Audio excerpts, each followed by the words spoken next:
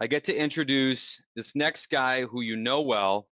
His name is Brent Slava. He just happens to be chatting with this other guy that you guys probably know well, Brian. I don't even know what I should say your middle name is. Xavier Passman. Brian Xavier Passman is what I'm going to go with. How are you, man? I'm doing well. Actually, my middle name is Thor. Is it real? Oh, I wish it No, was. I I Wow. wish too. it was. Sorry, it's not Can though. we? Well, Before this is over, I'm going to edit the banner at the bottom of the screen to say Brian Thor Passman for sure. But Please do, it's please. really good to see you, man. Brent, it's always good to have you on here. I'm going to let you guys jump in, but maybe there'll be some questions. So we'll see. Thanks, Patrick. thank you, Patrick. Go for it. Let's kick it off. Hope everyone's having a great day today. Brian, sounds like you're having a good day today. I think that, what we're going to talk about today is going to put a little bit of a unique angle on the cannabis industry. We haven't had any other presentations today coming from the position that you come from in the industry, which is on human capital and hiring, right? And something that we've been talking about, you and I have been talking about a little bit, is I think the cannabis industry has kind of moved past talking about the evolution of hiring. We're kind of done with that. And now you're thinking, let's focus on a challenge that is sort of being faced in the industry right now, and that is retaining great leadership and human capital, right? And so I want to ask you, Brian, what kind of evidence do you think is out there in the industry right now, that's showing, this is this is something that the industry should be focused on, retaining great leaders and other human capital? Yeah, yeah. Thanks. Thanks, Brent. Yeah, I've had a good day. It's been good getting here with you. And I'm seeing at the top it's 7.5 hours into it, so people are probably starting to feel the weight of it. Uh, yeah, human capital. I guess one, thanks to Benzinga for having me on their capital conference. Human capital is important. It's a great asset, and as you said, the industry's done well evolving to I think a very professionalized place as it relates to hiring. You've got new strategic HR leaders entering the industry every day, a lot of HRIS, candidate tracking systems, a lot of recruiter partnerships, a lot of accomplished leaders who have built teams and know how to hire and go about tracking candidate applications and just streamline the process. So yeah, we've evolved a lot. I mean, there's always room for improvement, but certainly, as you said, now really the next challenge is holding on to that talent. So, right, attracting people's interest to the cannabis industry, I dare say, is dead easy. Getting them through the doors is a little bit of a challenge. Keep Right.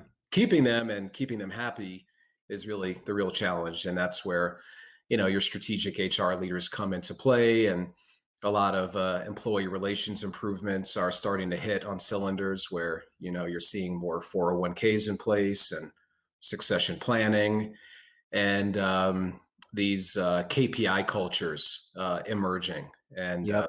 some of our favorite clients are really evolving to these KPI cultures where, it's a little bit of a shock to the system for some of the OGs who have been in the industry for a bit, who are Right. used to measuring success more anecdotally, and now they're being held to some metrics. But guess what? It's a better way to reward success, Yeah. measure and reward success and keep your top performers. Right. So, I mean, I think you just kind of hinted at a couple there, but I mean, why do you think retaining human capital is super important for the industry right now? Well, yeah. Your people are your best asset. It's a fact. They're in just about every case your only appreciating asset. So the longer you can hang on to your people, the better return on that investment you should be getting, because you've got more knowledge as it relates to the industry, the plant, your specific business, your culture, and so on and so forth. So that that opportunity on an individualized basis is great, but when you think about your whole team existing like that and really being able to gel together and work as a team and hit on all cylinders together, that's when it becomes really, really special. And the companies right now that are thriving who have competitors, maybe wondering, well, our branding's the same, or we have, great real estate is working for us and other things are equal. The difference is the people. And when you have continuity of leadership and people are gelling together, right? Because it's like in sports. You can't just throw a bunch of superstars together and just assume that, your whole team of LeBrons is going to share the Mhm. ball championship together. It's a whole team effort. It's a really good way to put it, and I imagine that you were probably pretty relieved when the industry sort of started rolling from, more like anecdotal to like, well, we hit this metric, we accomplished success because we set out to hit this metric and we've hit it. Am I right? Yeah. Yeah. Well, it makes it easier to sell opportunities to top talent. Great talent that's used to performing at a high level in their CPG or life science or gaming or other industry coming into cannabis. They want to understand that, they're going to have their success measured and rewarded for in a certain specific way. Hmm. And then you've got people that have worked in the industry for quite a while that, haven't been bonused out. They haven't moved up the ranks and increased their comps or, receive their vesting or whatever it may be. And a lot of times it's just because, well, you're just not getting it just because. And, those people are carrying around a lot of baggage. So as a cannabis business looking to hire talent from within the industry, it definitely behooves you to be able to define those things to those top performers because, Hmm. they want it, they crave it. They want to understand that, they're going to be held accountable because guess what? Then it probably means other people in the organization are being held accountable. There And you that's good go. for everyone. Yep, absolutely. And I mean, I think what you're a part of what you're talking about is like improving culture, right? When people are coming together and you're retaining good leaders and you're able to work with somebody better longer. I mean, it's ultimately going to be for the benefit, I think, anyways. And the culture in the cannabis industry has changed so much over, even just the last few years, I think. I mean, how do you think that improving hiring practices, human capital retainment. How do you think that helps to legitimize the industry even more than it already has than the industry has over the last few years? Yeah, yeah. Well, well, one, this industry suffers greatly with, each black eye that it takes from, someone acting out or getting in trouble in some way. So theoretically, if you've got better hiring and retention practices, it hopefully means you're hanging on to people that belong in the industry and are doing the right things. So Hmm. that whole, sort of rising tide concept comes into play. Also, when you've got that dynamic going for the industry where, companies are measuring individuals' performance in that way, that oftentimes means they're measuring their performance in the right way, where they're tracking, Absolutely. right, cost of goods Right. sold and EBITDA and just all of those things that investors attending this conference today want to see more of. It's bringing cash in is a good thing, but also having a strong bottom line and being profitable is a good thing. So, I feel like they sort of go together. So as a whole, Hmm. if you have, cannabis businesses operating that way, investors are more apt to invest more aggressively in those businesses, and the businesses can scale more effectively. And then, then it's just you've got your positive momentum. That was an awesome little segue. I think what we've kind of been talking about so far has been, from a business aspect. And I was just gonna ask, how do you think this improvement that you're seeing in the industry that you want to shoot for in the industry is gonna benefit like investors? But I mean, I think you just touched on like a couple right there. So maybe we just kind of take the opposite side of the coin and go like, I mean, do you think there's any downside for an investor from this development in the industry? That's a good question. I guess there should be another side of the coin always. Right. I mean, you gotta have insight into all of these things to be able to make, a more informed decision, right? So I always like to, say, cool, what are our best case scenario here and what's some tough things that we're gonna have to think about and pick our heads up and look toward the future to try to be proactive. Yeah, well, I guess I could think of one thing as it as it relates to our space. So, we're in the people business, and we're always focused on who's in what role, and is a leadership team built out at XYZ Cannabis business. And, we have some clients that have some open spots on their senior leadership team because they're in a very calculated, very methodical way, trying to get those hires executed in the right way. So, you probably have, in some cases, some investors scratching their head and say, well, why doesn't this MSO have a chief marketing officer? Or why doesn't this group have such and such? And, and a lot of those companies have those people in place as well. So circling back to succession planning, I think companies that are also hiring smartly are not only looking for people that are metrics driven, but they're also hiring with progression. So maybe don't immediately hire that ops or marketing leader to your C-suite, because you don't want quick turnover in your C-suite. So maybe have them earn that, bring them in as a VP or SVP initially. So there's probably a downside when investors are looking at the About Us page or a deck with a leadership team that's not built out. And that's where really just understanding the people and the why. And I'm sure plenty of investors here are far more experienced in their diligence efforts than I am. But just for argument's sake, just why is this position not filled? Why is so and so in this role and not this role? And understand the thought process behind the board and the president, CEO, or chairman. Seek to understand. We like to say seek to understand at Benzinga. Maybe there's a really good reason, and you just get a hold of somebody and say, hey, can you just explain this? And yeah, they have a legit reason, I guess. What kind of tips do you, and you again just kind of touched on it right there, but what kind of tips could you give businesses out there who are listening?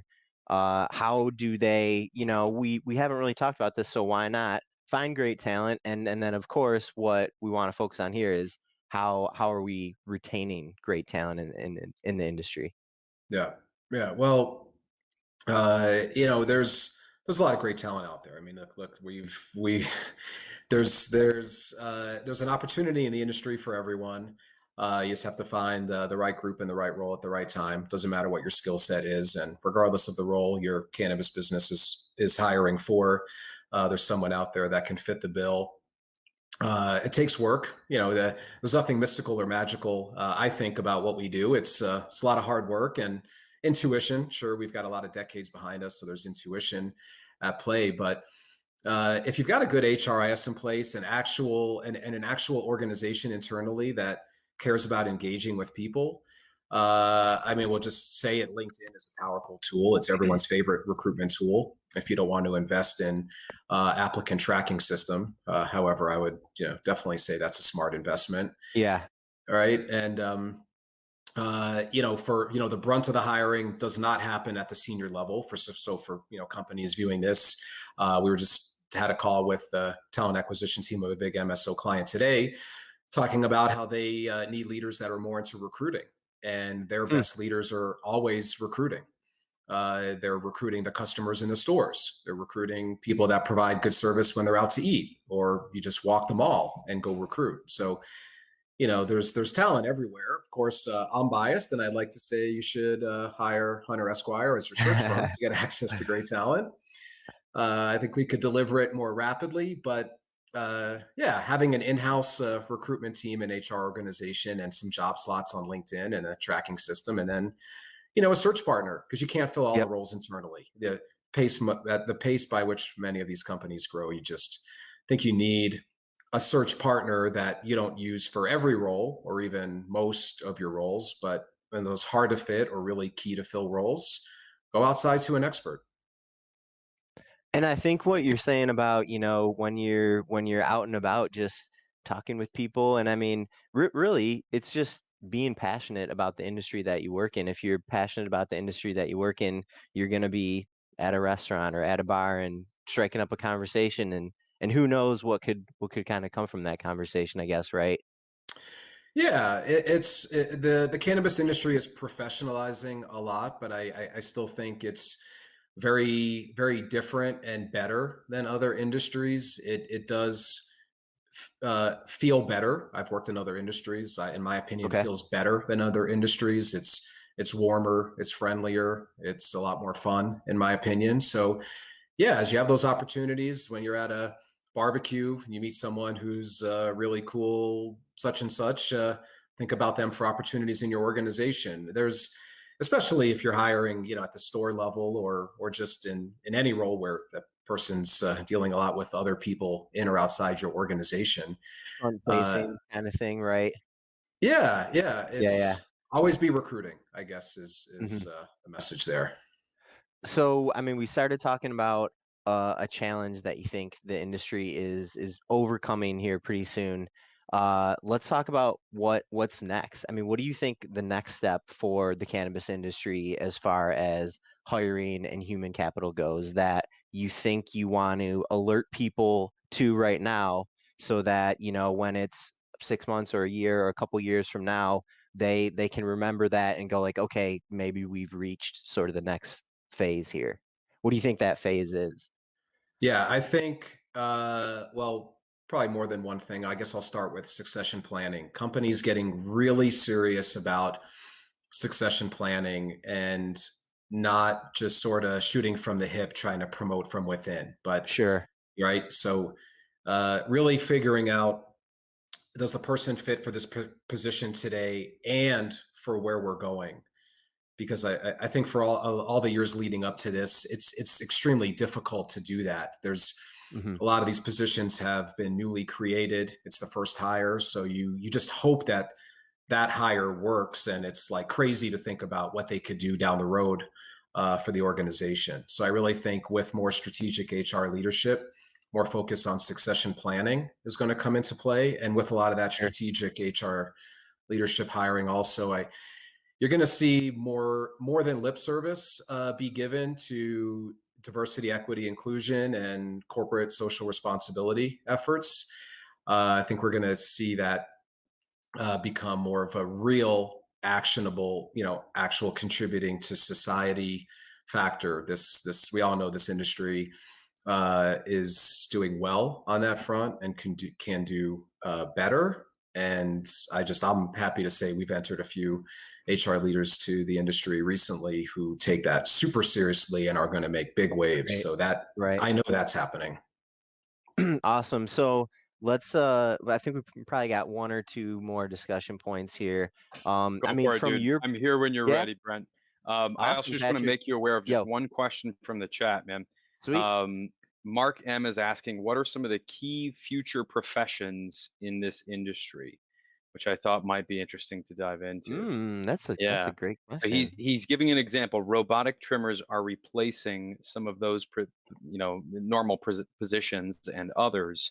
Are there any that are future professions that you're looking at? Ooh, It's a It's a good good uh, one, question, right? right? Yeah. it is. Well, I saw a great title the other day. Someone was a manager of listening operations. That's You, So Brent Slava. Brent I was Slava is gonna say, definitely. I think we could Yep. do that, Patrick. I think you'd be good at Yep. that too, Patrick. So I no, I run my what mouth too much. That's what was definitely that you. position, Brian? What were they doing? that is sort of like a junior level chief of staff position. I've been a fan Awesome. for years of the chief of staff role, which I Yeah, like to describe as your kind of connective tissue smoke detector role in totally. the company, who's touching everyone in the organization. As these businesses try to standardize more things and get to a better collaborative effort, having someone like that who's liaising between department leaders, making sure everyone's communicating and collaborating, I think that's a really key role. But what a good question. Yeah. That is a very good one. Well, and that runs us to time, unfortunately, you guys. But Good stuff. Brian, I have not hung out with you in a long time. The last time I saw you was at the Fountain Blue in Miami in That was a February of good last time. year. Yeah. Are you going to come in October to New York when we're there? I am, if you'll hang out with me and sing to me. Well, I I will. I Uh, I was I was I was talking to Brian about your voice, Patrick. You stop it, both of you. Your sweet angel's voice. Ooh, But thank you.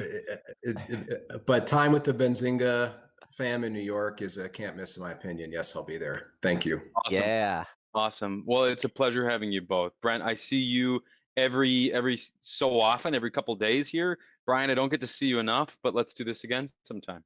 Thank Yeah. you. Always good to see you guys. Thanks a lot for having All me. right. Have a good day, Later on. everybody.